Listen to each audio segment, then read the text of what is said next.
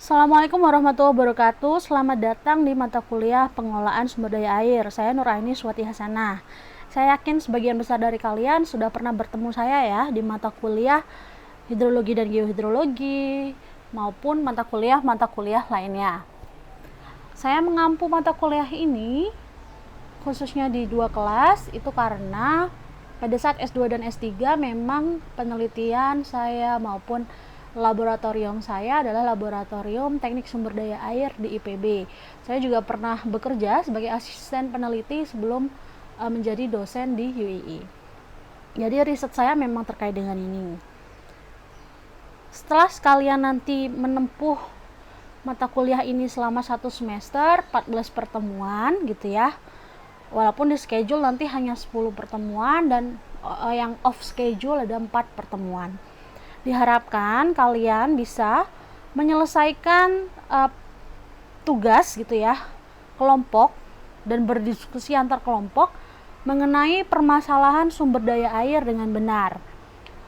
Di sisi lain, kalian juga diharapkan mampu mengidentifikasi permasalahan tersebut secara individu nih. Kalau kelompok, saya akan mengakses di tugas video presentasi. Sementara kalau yang individu akan saya akses di UTS. Selanjutnya, mahasiswa juga diharapkan mampu menjelaskan pengendalian permasalahan sumber daya air dengan baik. Ini akan diakses dalam tugas individu maupun di UTS. Selanjutnya, untuk yang diakses di UAS adalah kemampuan mahasiswa dalam membuat neraca air, menentukan status mutu air, dan menghitung daya tampung beban pencemaran air dengan benar. Jadi ada 4 kemampuan itu. Jadi kalau kita lihat di sini sebenarnya payungnya adalah di IWRM. Ada yang tahu IWRM? Sebenarnya singkatan dari Integrated Water Resource Management atau pengelolaan sumber daya air terpadu. Jadi yang akan kita bahas adalah yang terpadu. Begitu. Nanti akan saya jelaskan kenapa kok membahas yang itu gitu ya. Terus yang akan kita bahas juga nanti adalah terkait permasalahan-permasalahan sumber daya air, di mana kalian diharapkan tadi kan bisa mengidentifikasi masalahnya. Kemudian gitu ya, setelah tahu masalahnya ya harus bisa mencari solusi pengendaliannya. Nah, untuk identifikasi tadi ada berbagai metode nih yang bisa kita pakai, mulai dari analisis neraca air, status mutu air, dan menganalisa daya tampung beban pencemarnya. Nah, karena hari ini adalah sebagian adalah terkait kontrak, maka saya ingin menampilkan di sini ya komponen penilaian dari mata kuliah kita. Jadi ada 3 komponen, tugas, UTS, dan UAS. Tugas tadi kalian sudah lihat ada 2 tugas, tugas individu maupun tugas video presentasi. Tugas tersebut bernilai 30%, UTS 35% dan UAS 35%. Keaktifan adalah merupakan bonus yang menambah nilai akhir. Dan saya tidak akan menambah presensi ya, kehadiran, karena itu hak dan kewajiban kalian.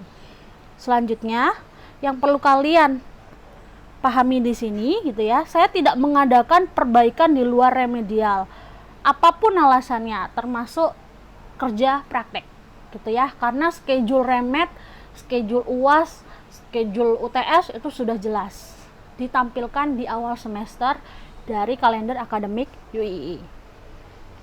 Kalau ada yang belum punya kalender silahkan dicek. Kemudian kalaupun mau ada ujian susulan, skemanya adalah hanya diiyakan bila disertai surat dokter, tapi ini ditujukan ke Kaprodi dulu. Kalau Kaprodi oke, ACC minta beliau untuk mengirimi surat kepada saya selaku dosen pengampu, begitu.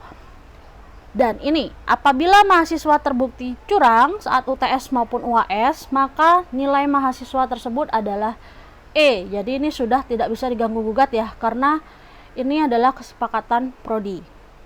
Nilai remedial hanya mengganti nilai UTS dan UAS, bukan nilai tugas gitu.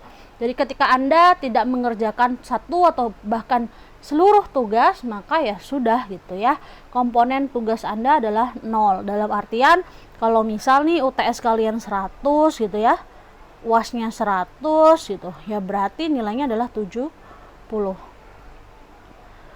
Karena tugasnya 0 kan kalau keduanya tidak dikerjakan. Selanjutnya di sini gitu ya, saya tetap mengikuti peraturan fakultas Unifding terkait minimal perkuliahan 75%. Nah, yang mau izin silahkan disampaikan sebelum pertemuan berikutnya. Misalkan pertemuan untuk pengelolaan sumber daya air ini ada di hari Kamis, maka sampaikan paling lambat hari Rabu, begitu ya. Atau boleh hari Kamis tapi sebelum masuk kuliah atau sebelum jadwal kuliah tersebut. Agar apa? Agar saya bisa mengganti ke izin. Jadi sebelumnya akan saya tulis tidak hadir. Begitu. Selanjutnya presensi akan dilakukan manual oleh dosen. Jadi saya tidak share barcode, saya tidak share kode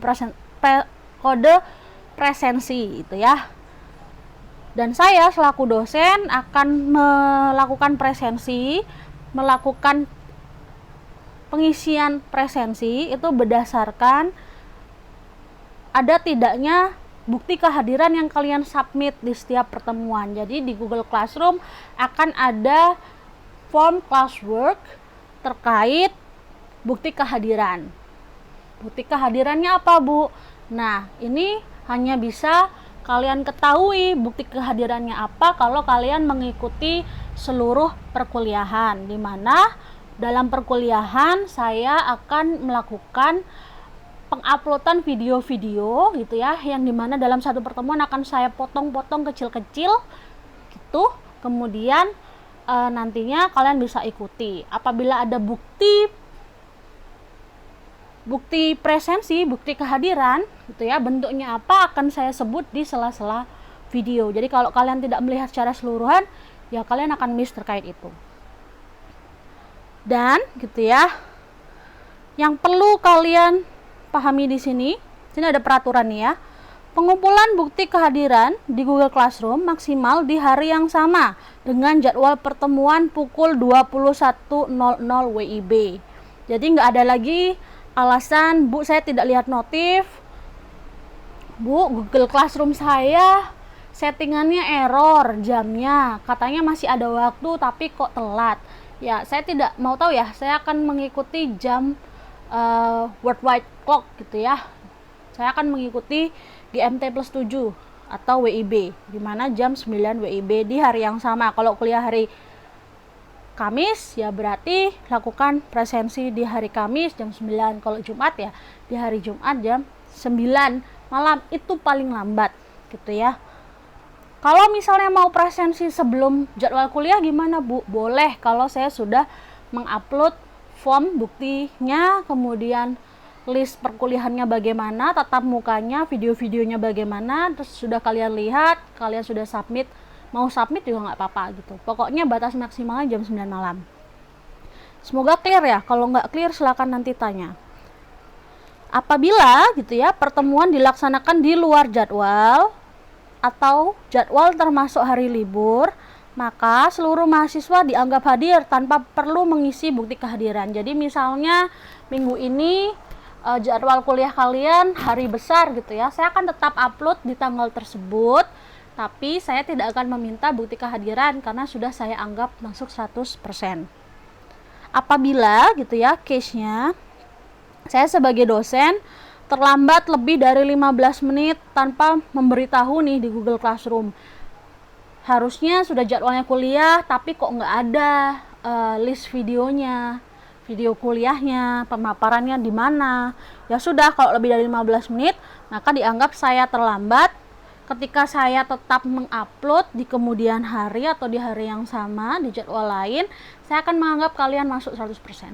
Begitu, karena itu kesalahan ada di saya. Kalau ada yang bingung silakan ditanyakan ya.